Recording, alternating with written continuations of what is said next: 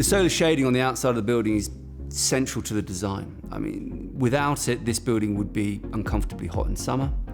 And clearly I didn't want that. And actually very, very bright, because there's a huge amount of glass. This is a dull February day, and this house is really bright. And I really wanted that. I love daylight. So to be able to control that in summer so that it's not, having to wear shades inside is nice. But crucially, you don't want to get too hot. And actually what's been amazing about spending a couple of winters in here now is that the temperature really doesn't change. I mean, there's almost like no temperature here. The windows are amazingly high performing. We don't get hot in summer.